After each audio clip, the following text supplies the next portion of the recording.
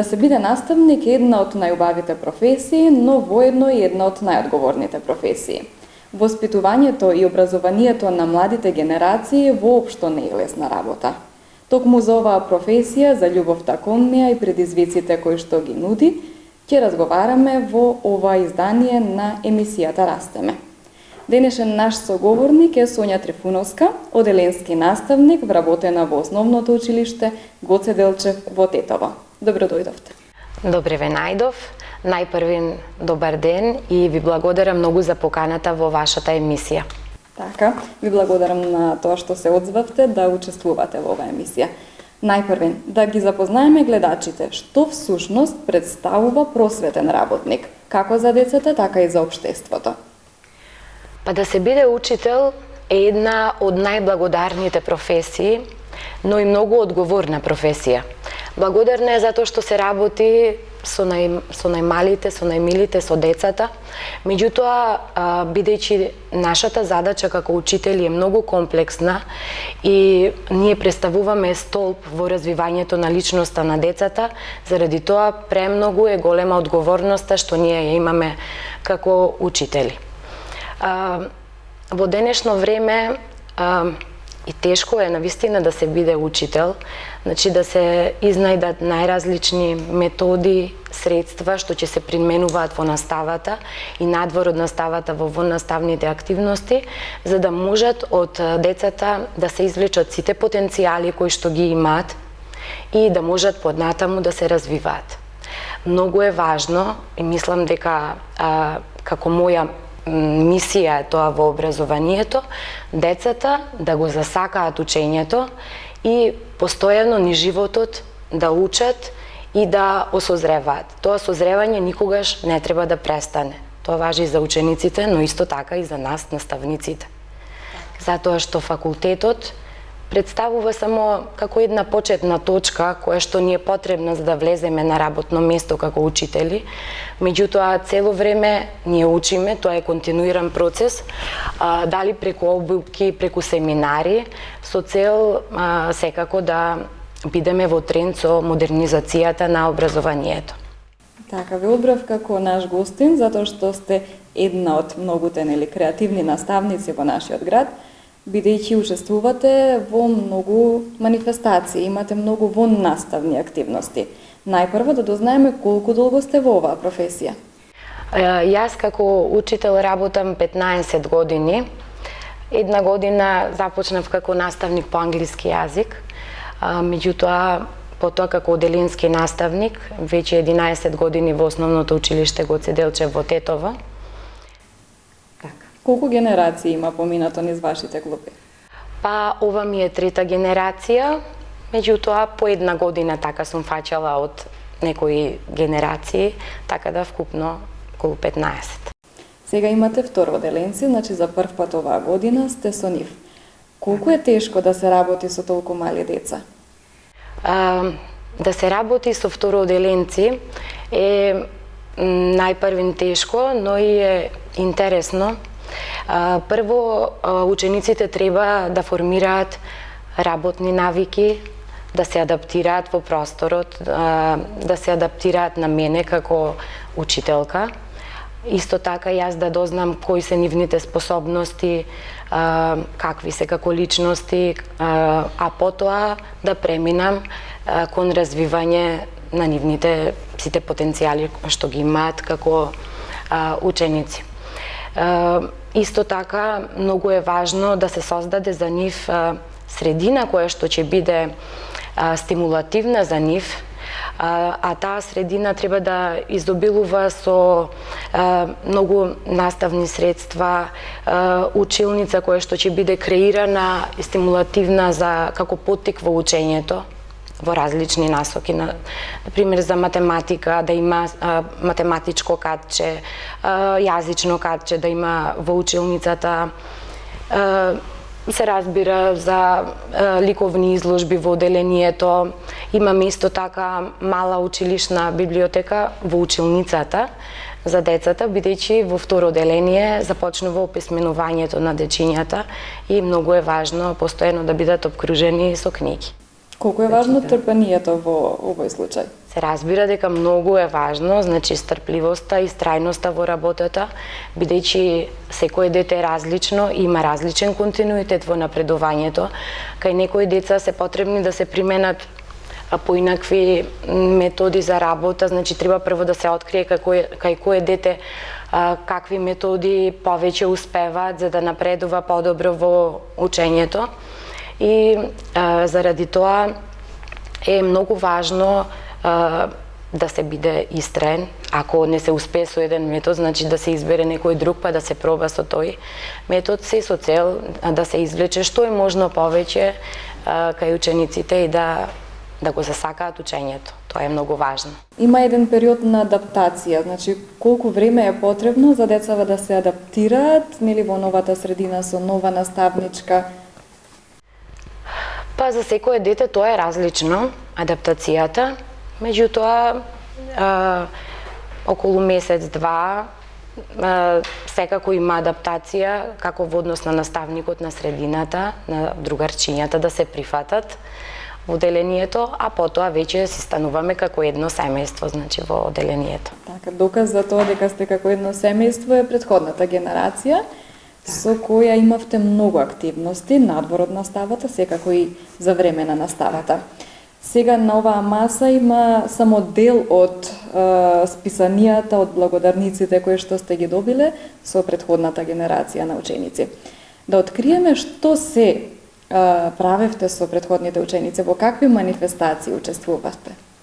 Вака, прво сакам да кажам зошто се важни во наставните активности и зошто е важно учениците да се вклучуваат во нив. Со наставните активности се потикнува потенцијалот кај учениците за различни области, се надоградуваат талентите.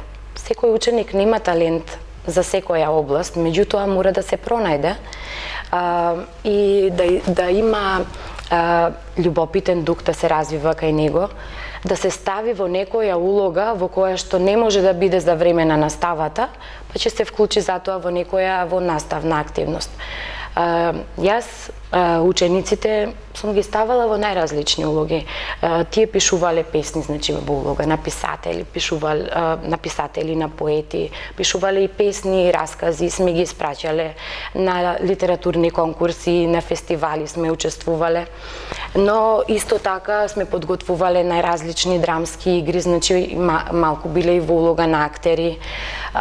Потоа исто сме подготвувале многу ритмички точки, во кое што музикалноста се развивала и tekako кај учениците и во уште многу активности сме учествувале каде што може да се развиваат децата како посестрани личности, да кажам, не во наставата, туку и надвор од неа. Ние имаме учествувано на пример на една манифестација која што ни беше многу интересна за децата и многу важна. Тоа беше етно вешто дете, кое што започна со реализација во декември 2018 година, а во 2019 во јануари и во март месец имавме исто така активности, каде што учениците ги покажуваа своите креативни способности во моделирање, во декорирање на торти, но исто така целта беше многу важна. Зошто децата да се вклучат во етно вешто дете? И идејата беше на господјата Снежана Стојановска, многу ми се допадна, тоа што сакаше децата да не бидат постојано со технологија, со телефоните, со компјутери, туку да се изнајдат некои активности за учениците кои што ќе ги потикнат повеќе на дружење, така да разменуваа писма со деца од цела Македонија, па се допишуваа со нив. Па потоа бевме на една активност во Доиран, каде што се собраа ученици од цела Македонија и многу им се допадна ритмичката игра Земјо моја, затоа што беше баш за сите градови во земјата и имаше една заеднички настап на сите ученици од цела Македонија во еден тревник на покрај Дојранското езеро. И на истата песна играа сите деца, па тоа да видите најразлични кореографии, ама сите деца заедно се дружеа, а сепак си има своја кореографија и убаво се представија, се дружеа. Па имавме некои награди, си добива децата, благодарници за нивното учество и така. Дали од сето ова, од учеството во Вешто дете, се пронајде некој што понатаму би бил готвач? Имаше некој кој што покажа такви афинитети? Покажа афинитети околу декорирање, многу, мислам и јас и претходно сум ги открила на часовите по ликовно преку моделирање, сега со пластелин, со глина, а и пред да започне Етно Вешто дете имавме ние подготовки во училницата нормално за тие настани и се гледа кај кој дете, например, има афинитети за такви активности. Многу важно во сите овие наставни активности многу важна улога имаат исто и родителите.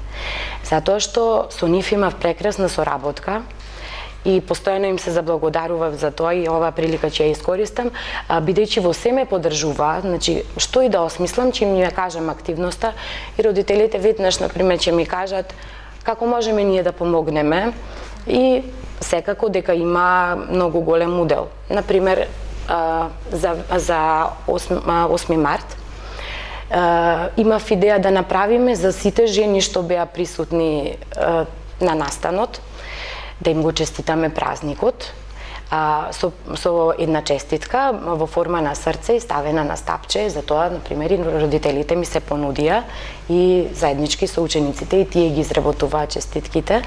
И така беше многу интересна активноста и многу беа задоволни, како учениците, така и родителите.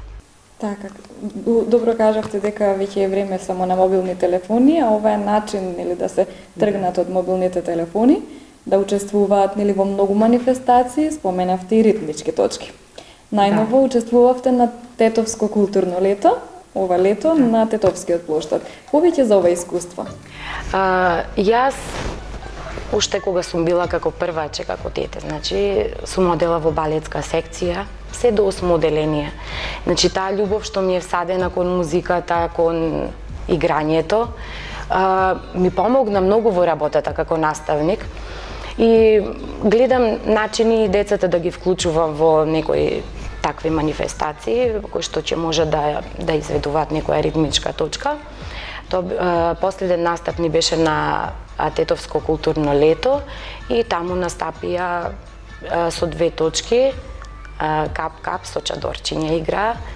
Беше многу интересно, а во втората точка се вклучија и момчињата. Значи, освен девојчињата и момчињата беа вклучени, ја игра песничката Секој.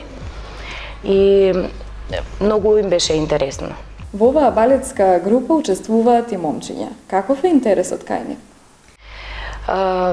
Исто така и момчињата сакаат да се вклучуваат во некои ритмички игри. Некогаш, например, не сум испланирала да ги вклучам, меѓутоа ќе се појави некое детенце што ќе каже, а ние учителке, па и ние сакаме да играме. И така, мислам, музиката не е важно дали ќе биде за машко или девојче, сите е убаво да бидат вклучени што во пеење и во играње. Нели повеќе по спортските активности, затоа и ми беше ова прашање, нели?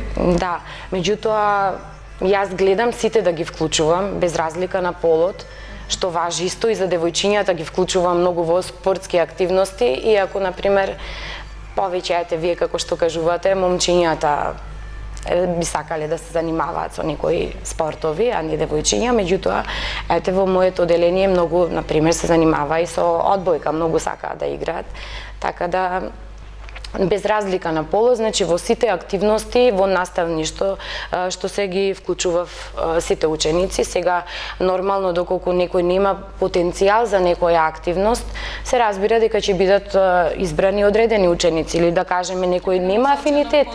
Така, нема афинитет за пишување, сега не може сите ќе пробаат да напишат, меѓутоа со сите творби нема да се оди на конкурсот, така туку ќе се избере, пак ќе се направи избор, така дека заеднички со учениците се разбира. Значи сите заедно избираме. Многу конкурси, така? Да, па сме учествувале на конкурси литературни за поезија, за проза, така бевме сега на минатата година на литературниот фестивал Ракатки, еден ученик доби награда и исто така на фестивалот си ја прочита својата творба, имаше дружба заедно со дечињата, други што пишуваа, што учествуваа на овој фестивал. Но исто така со наши творби се обраќаме и во детските списанија. Обично пишуваат децата поезија и ги испраќаат, например, во списанието Другарче или Развигор.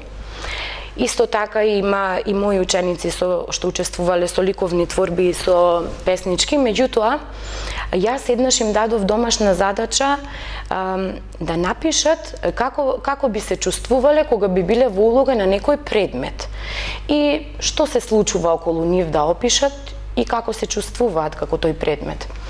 И добив многу интересни домашни задачи. Јас се зачудив малку, затоа што тоа малку по-невообичаена ми беше домашната и сакав тоа да го искористам да и другите дечиња низ Македонија да го прочитаат. И се обратив до уредникот на списанието Развигор, им кажав дека знам дека нема таква рубрика во кој што дечињата пишуваат раскази, меѓутоа, викам прочитајте ги вие расказите и видете дали може да направите некоја рубрика. И уредникот ми се заблагодари и ми кажа дека многу било ова невообичаено за нив и дека многу се изненадиле како дечињата пишувале и дека секако ќе одвојат дел од страниците на Развигор.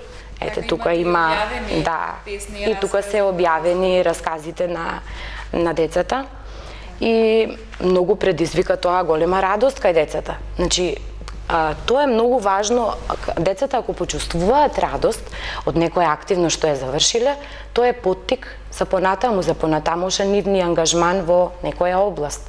Така. Ги испробавте и како актери. Како помина тоа? Има куклена представа, драматизација? Да. Ние традиционално за првачињата секогаш подготвуваме дали музичка точка со пеење, обично, или некоја бројалка ќе изведуваат, но минатата година дојдов на идеја да се пробаме во нешто друго, па да им направим една куклена представа. Текстот за куклената представа го напиша еден ученик. И потоа си ги поделивме улогите, децата добија кукли и секој си работеше со својата кукла дома, им дадов напатствија како треба да се работи пред огледало, потоа направивме заеднички еден параван, каде што ќе биде прикажана куклената представа и потоа децата научија што значи тоа куклена представа, како се изведува, дека и тоа не е многу лесна работа, дека треба убаво да се научи текстот, да знае динамиката на гласот што ќе го употребат, како да биде, како да се најдат во улогата. И многу беа добро прифатени од првачињата и тогаш се доделува и новогодишни пакетчиња, ама со оваа наша точка впечатокот беше комплетен и навистина убаво испадна.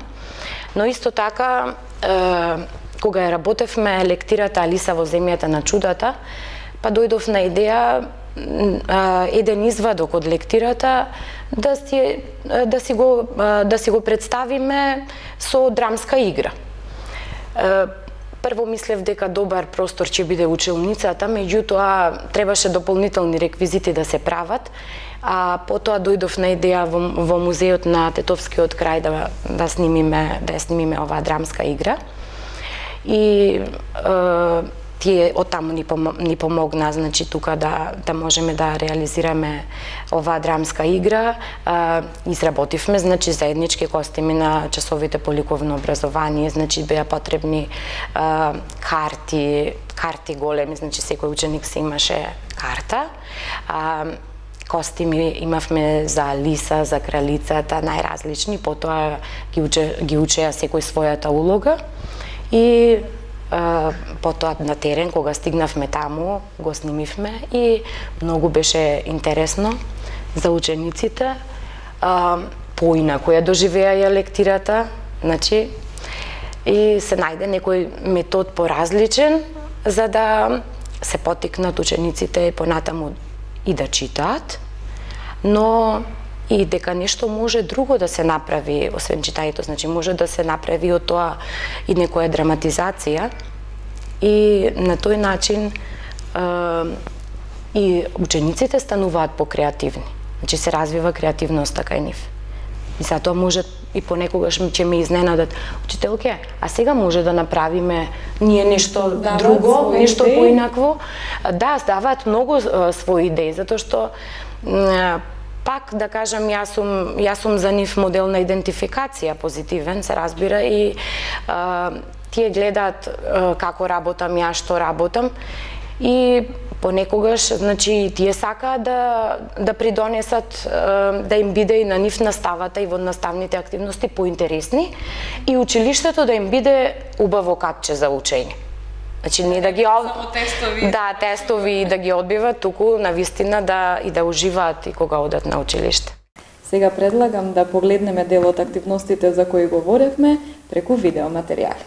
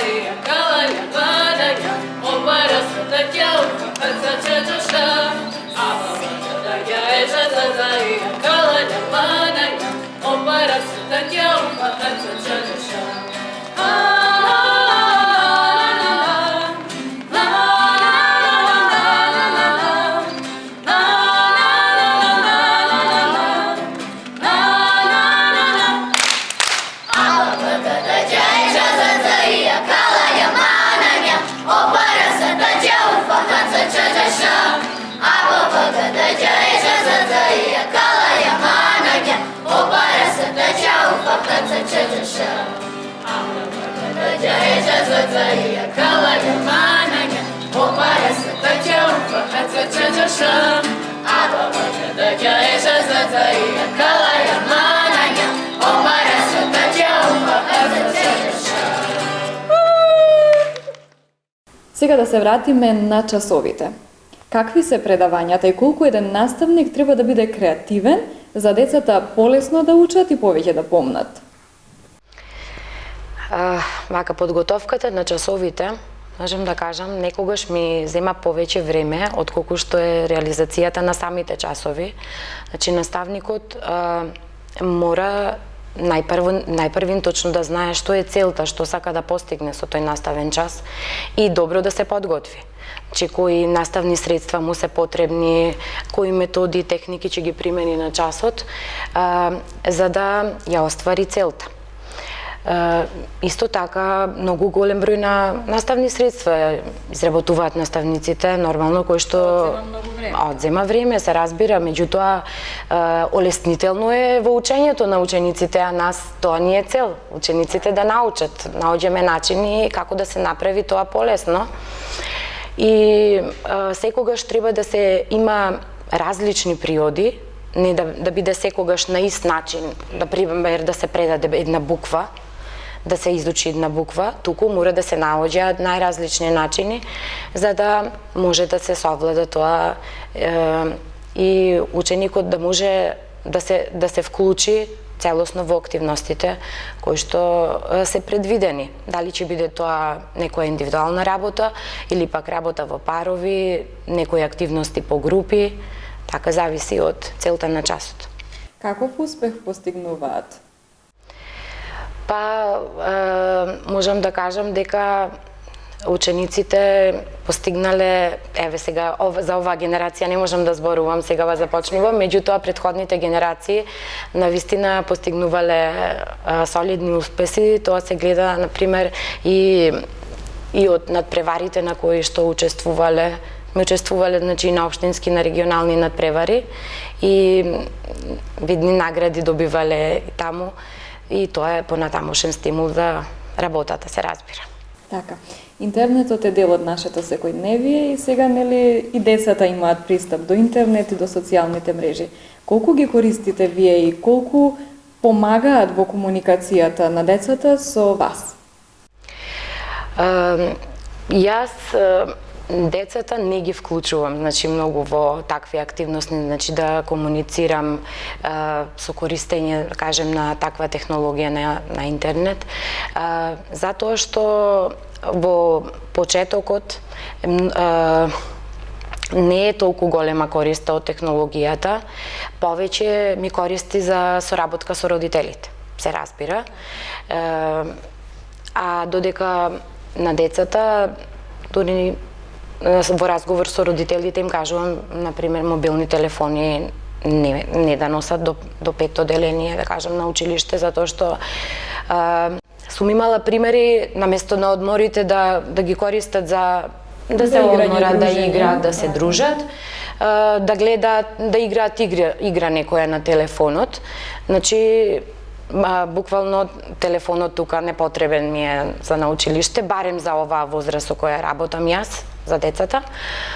А додека мене многу ми користи, затоа што со помош на интернетот може да се изработат многу голем број на презентации, па потоа да се промовира тоа, или некои активности кои што ги имаме да се промовираат, па, например, ги споделувам со групите на оделенски наставници, па да знаат какви искуства имам јас, па да можам да ги проширам тие искуства, да споделуваме различни идеи со наставниците.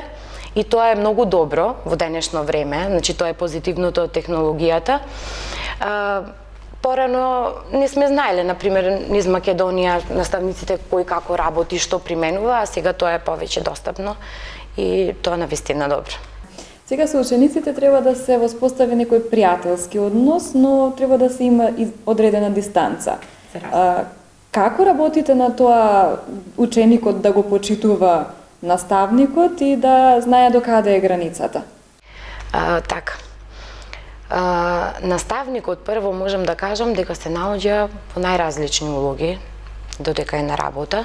Значи во улога на родител, во улога на воспитувач, едукатор, во улога на пејач, во улога на атлетичар, тренер, математичар, ликовен уметник, значи психолог. Меѓутоа, сепак треба да се знае границата, треба да се знаат кои се обврските на ученикот и одговорностите, кои се на наставникот, нормално, и заради тоа нема да има понатаму проблем во комуникацијата и во авторитетот на наставникот и во нормално моделот со кој треба ученикот да се идентификува. Какви се овие генерации во однос на претходните? Дали е потешко да се работи со сега овие генерации кои што имаат достапност до технологијава, до интернет, поинакви времиња се? Во разговор со родителите, значи, доаѓам до сознание дека тешко им е и на родителите многу дома, затоа што создаваат технологијата, примената на компјутерот или на телефонот, некоја зависност и му го одзема времето за игра на детето, времето за учење што му е потребно и заради тоа јас, например, исто би препорачала да се ограничи тоа време, посебно за време на викенд, ако учат и со користење на компјутер или некоја игра да изиграт. Меѓутоа, кога се работни денови, освен нешто кога треба за обврската на училиште да се изработи, да не се користат, барем за овие деца што се до 5-то одделение. Повеќе да се искористи времето за играње надвор, за прошетки? Така, јас, например, исто им давам некои активности за кои што им треба да користат компјутер. Да изработат некоја презентација што ќе биде за истражувачка работа и потоа се презентира на час пред учениците нормално. Меѓутоа, не да се користи посебно за некоја компјутерска игра кој што ќе им го одземе детството, им го одзема. Буквално им го одзема детството, наместо да играат надвор со децата, да другаруваат, гледам дури кога излегуваат надвор, па повторно се телефоните со децата. И за крај еден совет до родителите. Како да постапат со децата, како да ги воспитаат правилно? Сега сигурно не постои одредени правила, но како да ги насочите да бидат добри деца, одговорни, да учат и да бидат послушни? Секое дете е различно и со секое дете треба различен пристап. Јас сум личен пример, имам деца, 4 деца, да, и со секој од нив имам различен пристап како треба да работам со него. Меѓутоа, најважно е да се создадат работни навики. Од сега, од второ одделение, им кажувам на дечињата дека прво кога ќе дојдат дома од училиште, значи ќе се измијат и ќе јадат, малку да се одморат и после веднаш да се научи тоа што има за учење, да се напише домашната работа, да не се остава за понатаму за утре, да не се одложуваат работите. И кога детето ќе стекне рутина дека кога ќе се врати од училиште тоа и тоа треба да прави, значи тоа ќе му стане една навика која што ќе му користи понатаму во животот. И тоа е многу важно, дека ние во образованието, значи имаме важна улога, затоа што ги едуцираме децата, а децата ќе бидат нашата иднина. Затоа нашата улога е многу клучна во образованието. И образованието представува најмоćна алатка кога сакаме да внесеме некакви промени во општеството. Се надевам на добри дека ќе бидат тие промени. Ви благодарам на учеството во оваа емисија. На оваа тема има уште многу за говорење, но времето ни е ограничено. Ви благодарам и на вас за поканата и во посакувам успешна работа во вашата телевизија. Благодарам. Се гледаме во следното издание на емисијата Растеме.